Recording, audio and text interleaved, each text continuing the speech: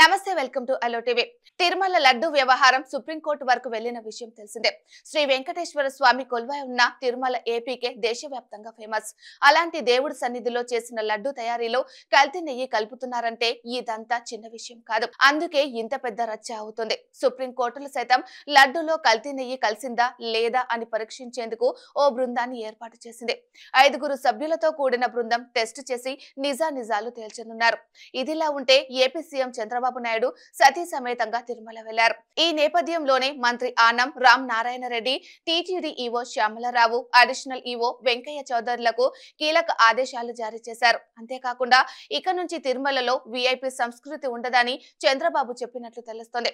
ప్రముఖులు వచ్చినప్పుడు హడావిడి కనిపించకూడదన్నారు. సింపుల్ గా ఆధ్యాత్మిక ఉట్టిపాడి పరిసరాలు ఉండాలి తప్ప ఆర్భాటం, అనవసర వ్యయం వద్దని సూచించారు.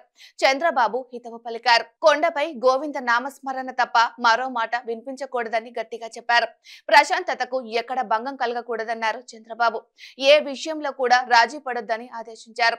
ఈ మధ్య కాలంలో జరిగిన రాజకీయ హడావిడిని దృష్టిలో పెట్టుకొని చంద్రబాబు ఈ సూచన చేసినట్లు తెలుస్తుంది. వచ్చిన ప్రతి భక్తుడు తమ అనుభవాలపై అభిప్రాయాలు చెప్పే అవకాశం కల్పించనున్నారు. భక్తుల సూచనలు, సలహాల ఆధారంగా సేవలపై టీటీడీ పనిచేయాలని, అప్డేట్ చేస్తూ ఉండాలని సూచించారు. లడ్డూ ప్రసాదం, అన్న ప్రసాదం నాణ్యత పెరిగిందని భక్తులు చెబుతున్నారన్న చంద్రబాబు ఎల్లప్పుడూ ఇది కొనసాగాలని ఆదేశించారు. మరింత మెరుగుపడేలా చూడాలన్నారు.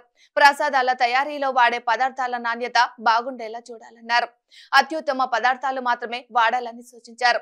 ఇదొక ప్రత్యేకమైన క్షేత్రమని, తిరుమల పవిత్రత కాపాడడం, ఆధ్యాత్మిక విషయంలో ప్రతి ఒక్కరు బాధ్యత వ్యవహరించాలని అధికారులకు చంద్రబాబు చెప్పినట్లు సమాచారం. బాబు తీసుకువస్తున్న మార్పులపై భక్తులు కూడా సంతృప్తిని వ్యక్తం చేస్తున్నారు.